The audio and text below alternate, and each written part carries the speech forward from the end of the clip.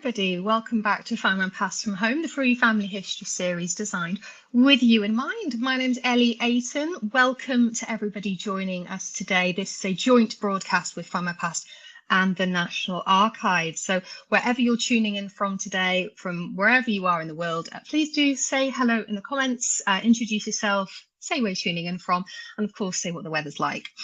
Today we're going to be chatting all about local history, hopefully to help you get inspired to go looking for stories, maybe hidden away by time, all about your hometown, your streets, your local neighbourhood. And you'd be surprised once you start looking what you can actually uncover. And I'm really delighted to welcome, I'm not alone today, I would like to welcome Jessamy Carlson, Family and Local History Engagement Lead at the National Archives. Hello, Jessamy. Hi, Ellie. Lovely to see you. How are you today? I'm all right, thank you. How are you? I'm excellent, thank you. Thank you so much for agreeing to do this with me. This is going to be a lot of fun. We'll welcome some people in the comments before we get started.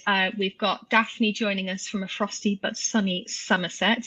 I keep hearing this. I'm based up in Edinburgh, where it's about 9 degrees at the moment, and everywhere else further south, it's very cold. It was -6 yesterday morning at the point at which my daughter was leaving for school, Ellie. It's really cold. There's still ice in the pond. The seagulls are pottering around on the pond outside Kew at the moment. Oh, wow. I'm sure it's normally the other way round. I mean, that's the way I'm used to it being, but there we are. There we are. Who else is cold today? Julie joining us from Cardiff. Hello. Cindy joining us from Indiana, all the way across the pond. Jenny from a sunny Norfolk. Hello. Lots of familiar names I'm seeing here. If this is the first time you're tuning into one of these, we don't bite, I promise. This is going to be lovely and relaxed chat about local history. We do have Jen with us, joining us from the Findmypast side in the comments until 4:30. And then Liam is hopefully going to take over at 4:30. So do say hi to them in the comments as well. Lots of you here. This is great. Nicole saying, I've been fascinated with local history since researching my ancestry, which largely remains in the same area I live in for centuries. I love the little stories that I found. And you know, this is one of the things, I think we'll talk about this in greater detail, Jessamy, but it's one of the things I love about local history is that it's the stories that you don't learn about these at school. You don't really hear about them on the telly. You don't read about them in many books. These are really unusual. Yeah, it's always the little story. It's always the little stories that intrigue me. And I really love it, actually. We work with the public here on the desks. We're often on public duty. And quite often people will come in and they'll start to tell me about their research and then they'll apologise and go, I'm really sorry to bother you. It's like, you're not bothering me. This is literally why I do my job. It's like, please tell me your stories about your research. I absolutely love it when people come back and, tell us something they found, seeing that excitement about something they've uncovered, whether that's about a person or a place.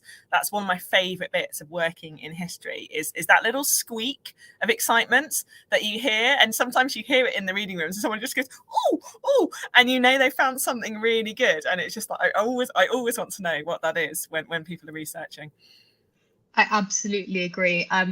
Jen and I have that sort of working relationship where we send each other things we get excited about that we find in records as well. Fantastic.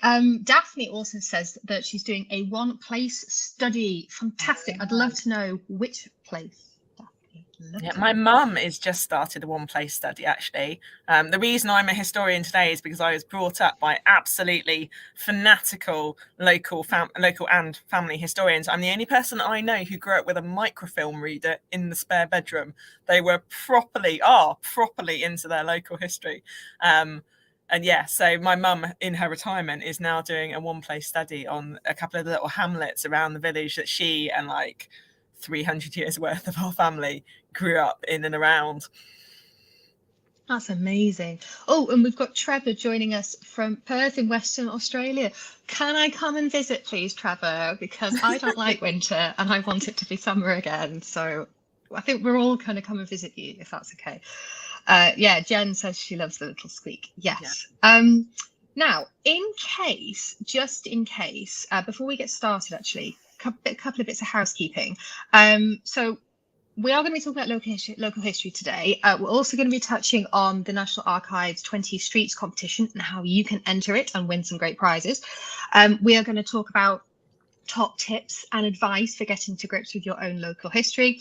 If you do have any questions for Jessamy, please do pop them in the comments and we'll try and get to as many as we can before we wrap up today. But yeah, before we get started, Jessamy, just in case anybody watching isn't familiar with you or the fantastic work that you do, would you mind telling everybody a little bit about yourself, please? So I'm Jessamy. I'm an archivist and a historian. I originally read medieval studies at undergrad because I was confident this was the one way that no one could make me study the Nazis again after GCSE and A-level history. And then I did the professional course that you do if you want to be an archivist. So I did my degree in archive administration at the University of Wales in Aberystwyth. And I'm currently finishing up. I've got less than 2 months to go till I submit my doctorate, which is on approved schools in England and Wales in the mid-20th century. And I've been working here at Kew, well, full-time for 15 years, but I actually did my sixth form work experience here with the inestimable Amanda Bevan, who is our head of legal records, and she had me cataloguing for her in all my university summer holidays. So I have always been interested in history. And as I say, when you grow up with parents, I think, who are as passionate and knowledgeable about local and family history, you kind of got to go with it. I mean, I used to earn pocket money from my dad. I get £1 a grave for a family name when we were on holidays. We go around graveyards looking for, names in the family. And this was fine until he reneged on the deal the day that I found 20. And but no, I've just always been really passionate about local and family history and the knowledge that people can acquire and can bring, regardless of what their own academic background is. There's so many people who are so knowledgeable about their town or their street or a particular era in the area they live in. And I really wish we could do more to celebrate those levels of knowledge. I'm always really delighted when people want to come and have a proper chat about what they've been finding and where they've been looking and those little nuggety bits of detail that really matter to them, and they found these wonderful gems in their research. And I just think it's brilliant. So I'm always up for chatting family and local history. Same. And so why I'm so pleased that I've got you on today, because we get to just have a general natter, and hopefully people can learn something from this, and we can inspire everybody. Because if you might be already doing your family history, you might have done a spot of your house's history maybe, but have you ever looked at the history of where you live or where you grew up? Wherever it could be, honestly, you'd be surprised at what you can find, and it's just so varied as well. So, as I've just said, many of us here now will be familiar with family history, but why do you think then there is suddenly this growing interest in local history? What do you think sparked that? I think there's a few factors. I think there's lots of people who've been doing their family history for a really long time and potentially getting to the point where they've exhausted the 6th, 7th and 8th cousins that they found along the way. And so they're widening their parameters. They're moving, not just so that they understand the family that they come from, but the places those people are in. I think sometimes, particularly if you're researching in a place that you don't live or that you're not that familiar with, you kind of get sucked in looking at the various sources, whether that's the census, whether it's trade directories, whether it's electoral registers, various sources. It could be local newspapers, that kind of thing. That's always a good one. Local newspapers, we should loop back to those. But I think people just get intrigued by what was life like for the people they're researching it, and to a point that involves a certain degree of digging into the places as much as it does the people. So I think there's a kind of like a burgeoning sort of, and with the accessibility of it as well. I mean, family history, when I first started, when I did my first ever proper research trip to a local studies library, other than the one in the town I grew up in the Cotswolds, those were the days. This was 1996. And as many of you will be familiar, in those days, if you wanted to look at the census for a place, you had to go to that place. So I wanted to look up one of the sons in a particular family who became a chemist in Weston-super-Mare. So to look at the census for Weston-super-Mare, my mum took me to the local studies library as this desperately keen 10-year-old to go and look at the census there. So it's those kind of connections that I think kind of come a part of it, and developing that kind of nuance around a place, getting a feel for it. And I think as well, lockdown had a bit of an impact. There were a lot of people with a bit more time to spend in the places they live, essentially, whether that was your daily walk around an area. And I think some people certainly started to take a bit more notice because they had the time to do so. They weren't commuting in the way that they had previously. So I think lots of people were taking walks around the local area, noticing buildings. And often it's not you wake up and think, yes, today I am going to study local history. It's you go, that's a really funny looking church. I wonder why that church looks like that. Or why has that building got this ghost sign on it? What's the why of that? And I feel like it's quite often little bits of that just pique your interest, and then you end up down a rabbit warren of finding out more about it. I mean, I discovered in my local area, I've lived in my house for sort of 6 or 7 years now.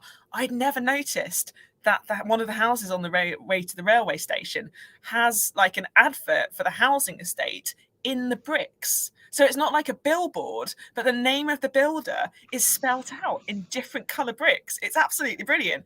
And it was only during lockdown when I was like walking round and round the local streets in that kind of time we were allowed out of the house that I actually noticed it. And as soon as I seen it, I was like, how have I not noticed this before? I pride myself on noticing things, but somehow I managed to walk past it all these times. And I think it's things like that. Something just captures your imagination. That's really unusual. I've never heard of that happening before with the name in the bricks. But yeah, I'll have to take a photo and tweet it at some point. But yeah, it was kind of like, oh, intriguing. I totally get what you mean, though. It's when you're walking around somewhere that you think you're actually very familiar with, and suddenly you start spotting little remnants of a bygone time, right?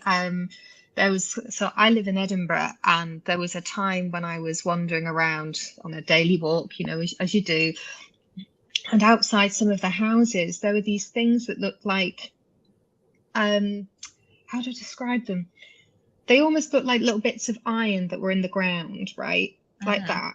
And then there was like another bit of iron in between them. And they were outside so many of these houses. And I was like, what on earth are these?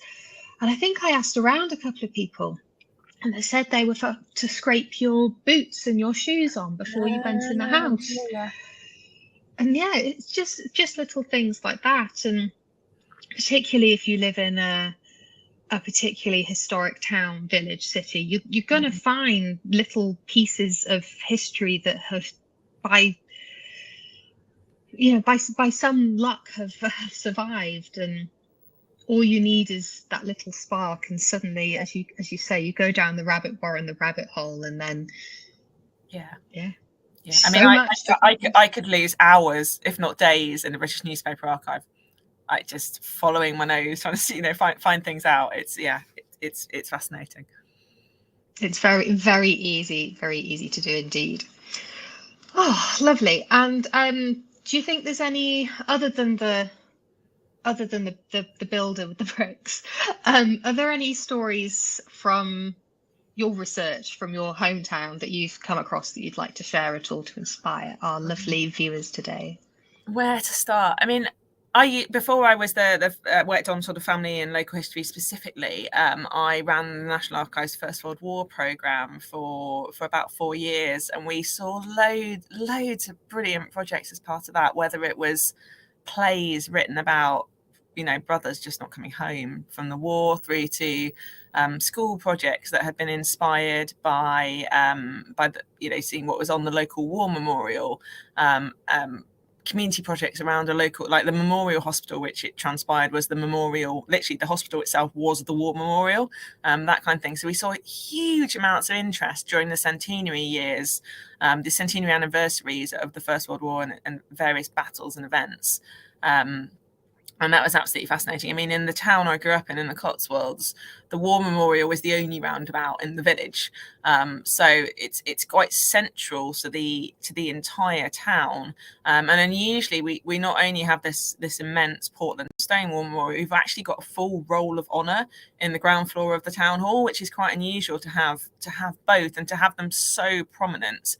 But I did work out something like a quarter of the men in the village served in the First World War. Like the impact on the town, like having all those men go away and then for half of them not to come back, like to lose an eighth of the population in less than a decade is just remarkable. So that, I think, having those names, they were always there in my childhood. Like, there's even the War Memorial outside the staff room in the comprehensive school I went to. So having those, there was a constant reminder of people who'd been there before you, if that makes sense. So I think that permeated everything when I was growing up, and then working in archives all the way through, pretty much from the age of sort of 14 or 15. There's always been different stories that have then inspired different bits of work. But I guess sort of coming back to what we've been doing here with things like the 1921 census, as soon as I could, the first thing I started looking for was the bit of London I live in, which is a suburb called Isleworth that very few people have heard of, but we're sort of we're kind of the slightly nicer bit of Hounslow and the slightly rougher bit of Twickenham, but it's a really lovely little, it feels like a village. People know each other, you know your neighbours, and we talk to each other, and you know people within the community, and that's been really nice. And obviously that built up during the pandemic as well, because more people were spending time in it. And I picked the street that my daughter's school is on to look at the 21 census, to try and get a feel for how that one street relates to what we know is going on at a national level in and around the 1921 census. So looking at blended families and looking at where people are working. So one of the things that really tickled me with this was that one of the major local employers was the London United Tramways, either at the Hounslow Bus Garage or up at the Fulwell Depot. And I was fascinated by the fact that no one could consistently record how London United Tramways was spelt, despite the fact that most of them would have had, I assume, uniform with a name on. But my favourite one was the gentleman who spelt United, UKNIGHTET. Like United as a knighted as in like being sword, but with a U in front of it, and it's just like, no sweetie, that's not how you spell it. But I found it fascinating that even though I know from the records that we've got here in terms of the kind of the administration of the census, that posters were sent out so that employers could tell you how to record your employer, their details on the census, and still consistently no one could agree on how London United Tramways was going to be recorded. And the same with the Pears Soap Factory, which is another major employer in Isleworth. Lots of people are working up at Pears up on London Road in Hounslow. Yeah, again, almost no one consistently described it. And then down to little things. So I found a young woman who was clerk to the local pensions committee after the war, and the War Memorial Committee. That was quite interesting. And I also found someone who was in an accountancy corps in the army that only existed for 4 years. So I was really excited when I discovered that unit had been based in Hounslow, and we have one person on the street kind of living there. But as well as those kind of, I guess, like socially interesting examples, there's also some slightly funny ones. So the police sergeant in Isleworth was so keen to make sure that he got his form right that he included the details of his wife on the census form. And then at the bottom, in a really big postscript, he's written PS and said, Bernice isn't here tonight. She's actually up in Lincolnshire, and you'll find her at this address. And because of the nature of the way that transcription was undertaken in 21, she's been transcribed, because although she was crossed through by the enumerator and not counted there in the original data, because that was still legible, it's included in the FMP transcription. So I can see that she's both in Isleworth and in Lincolnshire, where he said she would be, at the same time. So finding little bits like that, but just like the earnestness of that return just was quite sweet in a way. That is really sweet. And again, the amount of, I just absolutely love coming across those sorts of little notes on the census, because they just tell us so much about the people that filled out these forms. I hope you don't mind, Jessamy. I'd love to share one of my stories with you. Go for it. Do you mind? Of course. So I am actually from a small town in North Wales called Rhyl, and A I've very been lovely small town. lovely small town. And I've, by the way, everybody, if you haven't watched No Place Like Home on Channel 4, this is all about local history. You should go watch that. Channel 4, Channel 5. It's on Channel 5. Anyway, so a while ago now, I was looking to explore the local history of Rhyl. And one of the stories I learned about was about a fake heiress with links to Rhyl. She wasn't Ooh. born there, but at some point, her and her family moved from somewhere in Derbyshire, I think, to Rhyl. And then they moved to a manor house in St Asaph, and it's exactly the same manor house where my parents had their wedding reception, which was bizarre. Wow. And this lady called Violet, she must have been about 20, 21 or something like that. She pretended to be an heiress, and she ended up swindling some local Rhyl folk out of quite a lot of money by saying, oh, when I turn, was it 21? When I turn 21, I'm going to get all of this money, and I'll give you your investment back, etc. So she started swindling people, and then as her 21st birthday, I think it was 21, as that was slowly approaching, she was suddenly like, what am I going to do? So she faked her own death. Oh wow.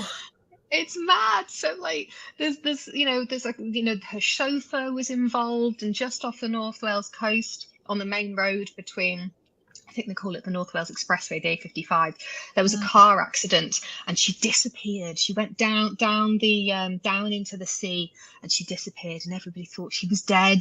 Oh wow.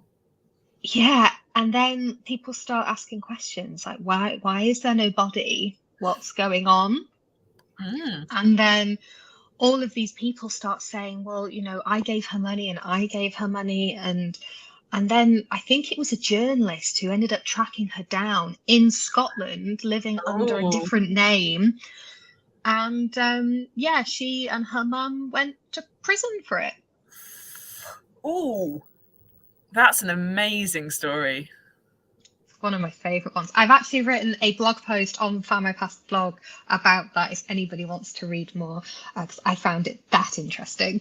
But this is what I mean. Like, the possibilities are so endless when it comes to local history. You never know what crazy, bizarre, touching, poignant, shocking stories you're actually going to uncover that, might have happened round the corner from where you live 100 years ago. You just don't know, do you?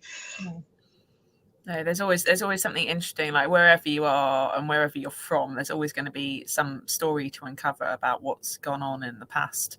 As you say, even if it's, it could be sweet or romantic, or it could be absolutely catastrophic, and you never quite. Oh no, internet. Oh, I think you're back. Yeah, all good, I think.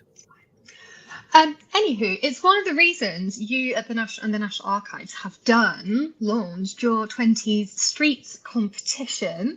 It's one of the reasons we're here today, so you can chat to our lovely community about all of that. So what is 20 Streets? How do people get involved? How do they enter? What's up for grabs as a prize? So we would love to hear the stories that you've been uncovering, essentially in the 1920s, particularly linked to areas covered by the 1921 census. Obviously, it's been out for just over a year. I can't believe how quickly that's gone now. And you're welcome to apply either as an individual or potentially as a group or a society. Tell us the stories that you found. We'd love to hear, what things you've uncovered in the 21 census. I say, whether that's, stories of scandal or stories of intrigue, whether it's just a really heartfelt story about a particular family or an individual that you've been tracing. We'd love to hear more about these. And there are various prizes. The judging panel is me, my colleague Iqbal, the house historian Mel Back-Hansen, and Alan Crosby and Heather Falvey from the British Association for Local History. So the five of us are the judging panel. You can find out more about this if you go to nationalarchives.gov.uk and click on 20s people. The full particulars are set out there for the competition. prizes include, I think there's 5 one-year FMP premium subscriptions, and a nice range of goodie bags as well. And then for the group prizes, so there's categories as individuals and categories as group, as a collective, whether that's, a small group of you who just get together and research, whether that's like a family history society, if that makes sense. Then one group gets an expenses paid tailored afternoon and here at Kew at National Archives for up to 10 people. And then 2 runners up will get a tailored online talk for that group. And the closing date is the 31st of January. So you have a week still to go. And we've had a good number of entries, actually. I was quite excited when I heard how many. So that's really fab. But we'd love to have more. We'd love to hear more of what people are up to and what people have found. So yeah, you've still got plenty of time to get those stories in. And you can find out more on our website.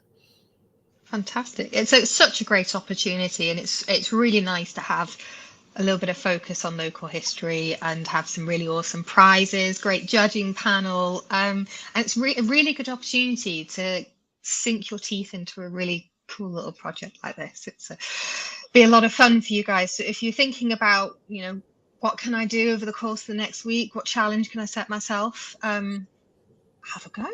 Why not? Yeah, we'd love to hear from you. Before we move on, let's just go back to the comments and see what you guys are chatting about. Kim says, for 1920s discovery, my maternal great uncle helped build the housing estate that my paternal grandparents moved to when they were completed in 1928, and that I later moved to in the early 2000s. I can finally blame him. I'm not sure if that's a revelation you want your neighbours to know about. I mean, are you keeping that nugget to yourself? You have to tell us, Kim, if you told your neighbours. Karen says, since discovering that my granddad was born in Macclesfield, I've been looking into the social history of that town and looking for old images of the area. I live in London, so can't walk around there, but it's on my to-do list when I visit my parents in Manchester next. And there's a Facebook group for Macclesfield, so I regularly pick the brains of people on there that live there and know any history I can't find online. This is such great advice, actually, isn't it? Yeah, family Facebook groups can be an absolute goldmine for old photos and bits of information. I know something my mum, I think, is a regular on her one in the Black Country where she's from. There's quite a lot of information shared and knowledge gained from those kind of groups. So people I think particularly if you're really strongly rooted in an area, you have a kind of level of knowledge about the history of it sometimes that's just kind of almost embedded in you, and you don't quite realize how much you know until people start asking questions. So no, this is a really, really good piece of advice, and it's one of my top tips as well when you're doing local history, particularly as Karen's saying, for areas that you don't necessarily live in or you're not that familiar with yourself. It can be really helpful to pick the brains of people who do live there and who do have a really solid knowledge of the area. Absolutely. Georgia said it's the 70th anniversary next week of the terrible flood that devastated Canvey Island, where I live now. It was mentioned on the programme Coast a couple of weeks ago. I'm pretty sure I've heard of this. It's ringing a bell. Yeah, it was. Yeah, I know it was a really, really awful incident. I'm not particularly familiar with but I remember hearing about it. It sounds an awful event that inevitably touches the community and continues to ripple. Even now it still has an impact. It's like we were talking very briefly before we started broadcasting about Aberfan, weren't we? And then Hillsborough. These are events that they shape a community going forward, don't they? Yeah, and for that community, they can be such a huge part of that community's narrative, but if you're not from there or you don't have any connection to it, and then I know a reasonable amount about the Aberfan disaster because I have family who are from Aberfan, so for me it's something I'm very conscious of. But then there are other disasters around the country that are had a absolutely devastating impact on the local community but aren't that well known outside of that area. And I think sometimes people can be quite upset, not unreasonably, that people aren't aware that this isn't a source of national scandal. but yeah, and I guess that's one thing where local history and the skills you need to research it, skills you can acquire, can be really helpful in understanding those events and the impact and the lead up and that kind of thing. You can utilize the skills that you would, similarly use just for researching an area generically to understand, how that incident came to pass and what's happened since. Absolutely. So if anybody listening and watching today is thinking, I'm sure there are stories about my hometown, about where I grew up, that I'd really like to go and explore, fall down a rabbit hole, etc. What advice would you have for anybody who wants to do this? I mean, it sort of slightly depends on whether you're researching literally in the place that you are or whether it's somewhere else entirely. So I say, if you possibly can, try and get to know that place as well as you can. Be that, if you are in a position to get there yourself and to walk around it, get a feel for the streets, look at the different types of houses, try and work out which bits are built when. I only realised recently, for example, that the park just around the corner from us was actually only kind of came together as a public space in the 1930s, and it's because there were so many houses being built in the vicinity that local people were worried they wouldn't have as much green space, so the council bought and commandeered a particular field and then turned it into a park so that would always be a green space for local people, which I thought was quite interesting, but I wouldn't have known without randomly googling why it was called the name that it is, and that came out in the information that was alongside it. So getting a feel for those streets, but things like Google Earth can actually be really useful. When I was looking at my great grandparents my great grandmother in the 1911 census, I was trying to work out where on the street in Cardiff she was, because the numbering's changed. That can be a throw off in local history. Often streets are sometimes renumbered. That can be really irritating. But I was looking at streets going, well, I think it's got to be this house because this is the only house that looks like it's ever been a shop. And I reckon from looking at Google Earth and like literally standing my hypothetical self on that street and looking at it, I think it's got to be there. So things like that can be a really useful way of getting a feel for an area. Obviously looking at local resources where you can, whether that's like local studies libraries, museums, archives, as we mentioned earlier, like those Facebook groups around local history and local interest and local memories can be really useful sources.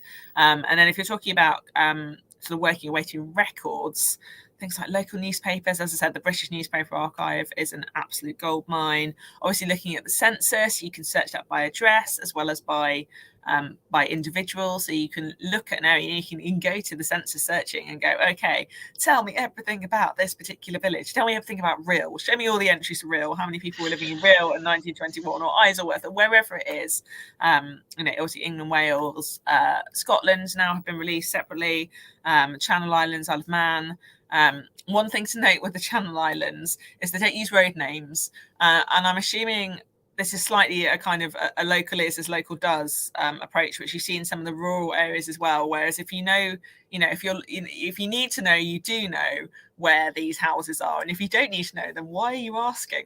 And so you can see that so in the Channel Islands it's done by parish, so you have to have a sense roughly of what those farms and houses were called 100 years ago, because it's the only way to trace them.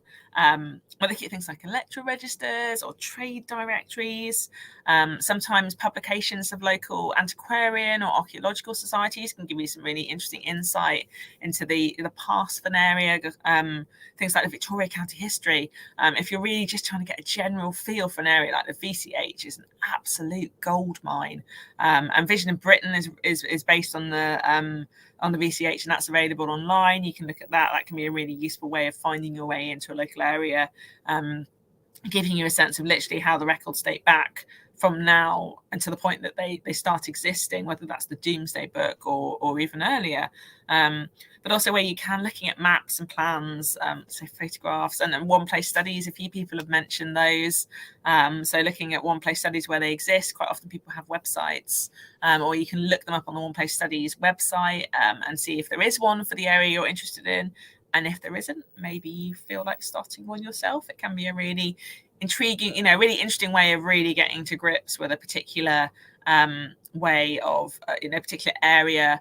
And if you're looking for maps online, places like the National Library of Scotland have got amazing resources. Some of the county record offices have got online maps as well. That can be a useful thing to do. And when we talk about old photographs, I don't just mean like the ones in archives, but, you know, like those Francis Frith books that you quite often see in bookshops for local areas, like looking in the bookshop or bookshops in a particular area to see what books they have about their community, their areas past, can be a really interesting way. And again, it's never a rabbit warren, isn't it? You can just find yourself sucked into the reading about the, you know, the town or wherever you live in or are interested in years gone by. Yeah, it's so true. We actually have some of the Francis Frith collection on Findmypast if anybody wants to go and fall down a rabbit hole. They are brilliant. They're just absolutely, yeah, just beyond compare, really. So they've been around for what feels like, they've been around all of my career in history, certainly. And they can, yeah, it's just such an interesting way of looking and learning what you can about, you know, the way a street was laid out, and, you know, things like the bomb, if you're in London, but also other cities as well, obviously. London wasn't the only city affected by the Blitz, but looking at things like the bomb census maps and trying to work out why different bits of a street look the way they do. You know, is it because there was bomb damage? Is it something else? I'll tell you another tool that's on Findmypast that's actually quite useful is our 1939 maps tool. So you can, if Liam, if you could find a link to that in, pop it in the comments for me. Basically, you find an area and you can go from a modern map to, I think, a map from around the 1930s, and then go back to like the 1880s. It does vary, yeah, as to the actual date, but I find that fascinating, just looking at, from a bird's eye view, so to speak, how an area has changed over time. Absolutely. And seeing the change of use as well can be fascinating. So looking at if you're able to come to Kew, you can look at the National Farm Survey, and there's research guides to almost everything I've talked about on our website. If you go to nationalarchives.gov.uk and click on help with your research, which I think is the middle box at the top of the page, and that will link you through to about 360 research guides, and there is one generically, I think, around local history, but you can look at, you know, the generic guide to maps and the generic guide to the census, that kind of thing, and work your way through some of those sources. But yeah, things like National Farm Survey from 1942, Valuation Office maps from 1910, those are, you know, can be a really good way of getting a sense of an individual property in the past, but, you know, you can also use them to work your way through a particular local area.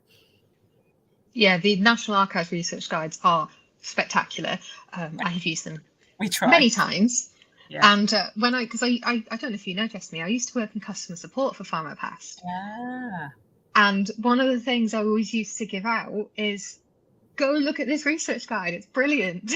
Yeah, the whole purpose of those research guides, you know, they're written by lots of my colleagues who are really expert in their particular field. And the whole purpose of those guides is we want to support individuals in learning how to do the research themselves, or, you know, getting to grips with a particular record series, because there's no point in us doing it for you.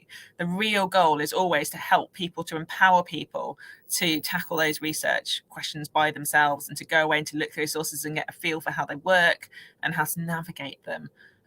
Yeah, they're great, and we're updating them all the time, so it's always worth having a look through. And as we find out more information, or as a particular series gets, you know, additional cataloguing, that kind of thing, there's always more information coming through.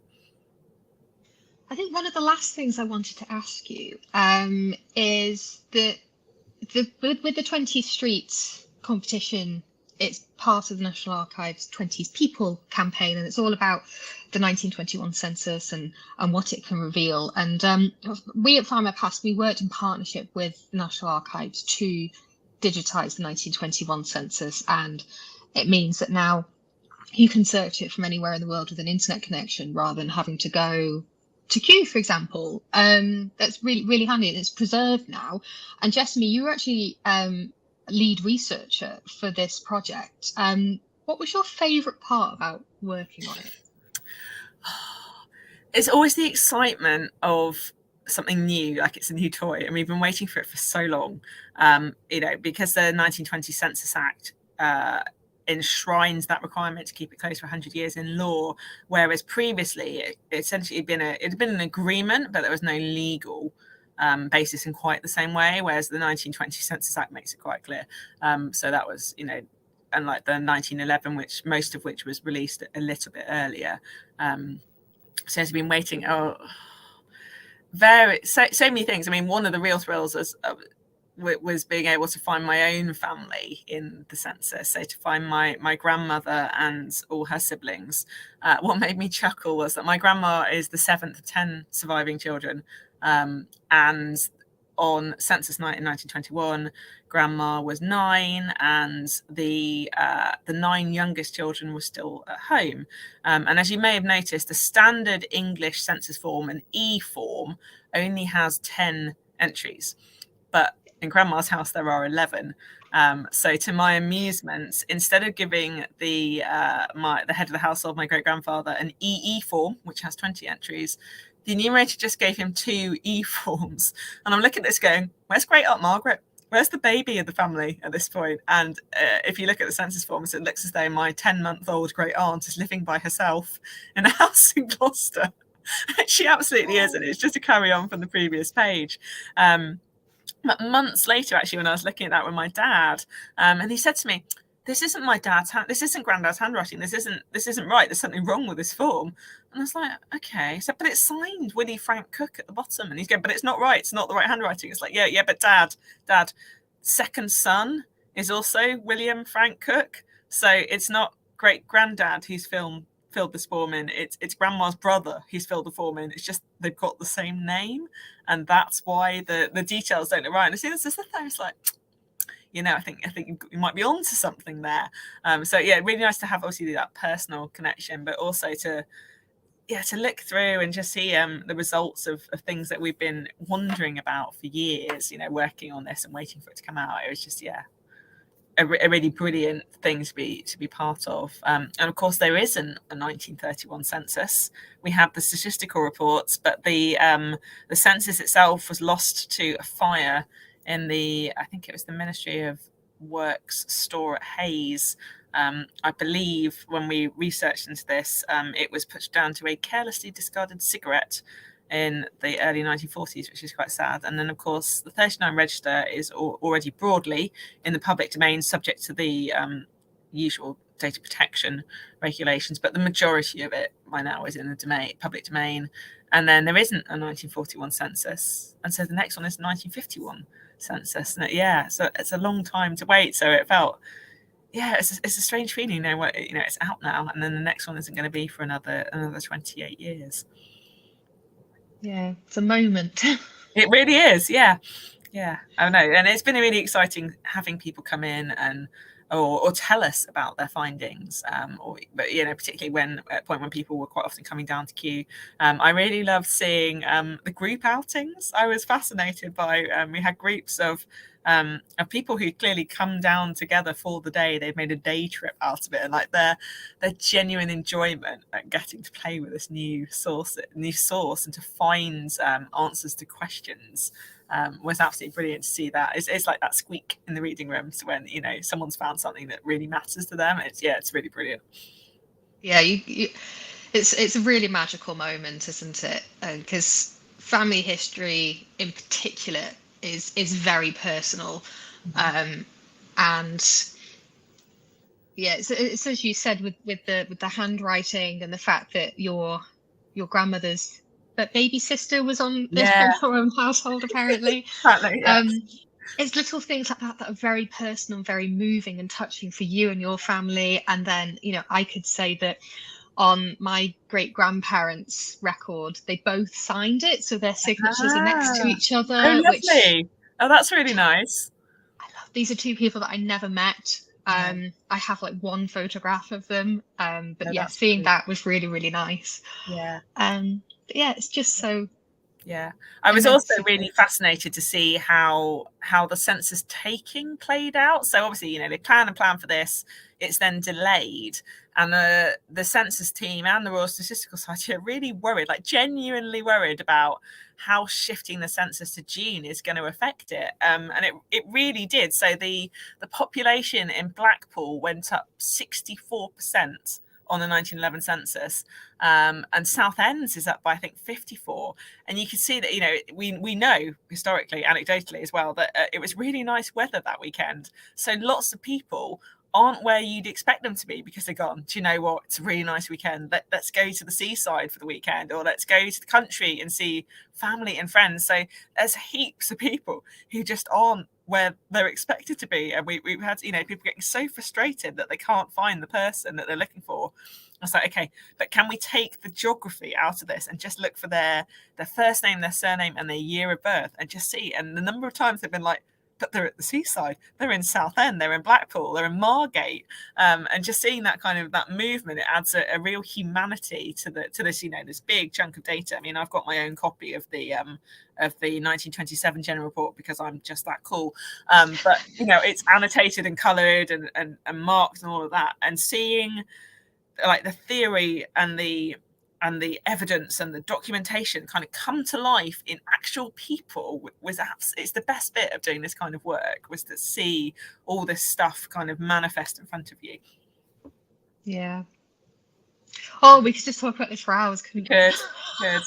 I think, yeah. And the fun things as well, like that you've got this great map on the FMP website of all the animals that rocked up in the 1921 census. So many cats. I'm really interested that cat people were more likely than dog people to include their creature on the census. But I'm really intrigued by the beetle. There's a singular beetle in, I think, Swindon. It's just like, who persuaded that set of parents that the beetle should be on the census? Can you imagine the argument in the household that, you know, I really want my beetle to be on the census? No. Oh, no, it's amazing. If you've not checked out that map, Liam, could you pop a link in the chat, please? But if you want to find it, if you go to the 1921 Census Advanced Search on Findmypast, scroll down, and on the right-hand side, you've got some links to more helpful content, and there you'll find a link to pets we found on the census that my colleague Stephen actually mapped out. I think he's done it with some other categories as well. Yeah. I think he's done Welsh cultural figures as well. Loads of work. Yeah, he's done some brilliant stuff. Yeah.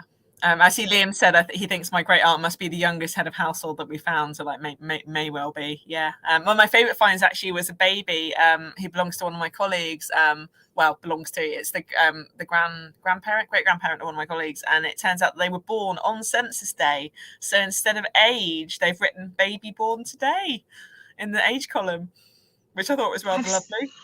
I've seen a few of those actually, where it's like baby doesn't have a name yet. Yeah. And just baby and surname. Yeah, really sweet. Really sweet. Well, I think that was everything I had on my list for us to chat about, Jessamy. Before we wrap up, any other words of wisdom, any other thoughts about local history that you'd like to share? I mean, particularly with the 21 census, my advice would be to tell the computer less than it needs to know. So keep your searching as simple as possible. So if someone's got 3 middle names, don't put them all in. Just put the first name and the surname and the date of birth, and like be as vague as you can with it, and use what you know, because you are knowledgeable about this. You know, you know these people better than anyone. If you can use what you know to whittle down the results, you're much more likely to find things. And I think be open-minded about where people might be. As I said, it was a really nice weekend. Lots of people took advantage of that, and there's lots of transitional work at this point. So you've got lots of people in huts and tents and bunks. There's a whole swathe in Cambridgeshire where they've crossed out rooms at the bottom and written bunks.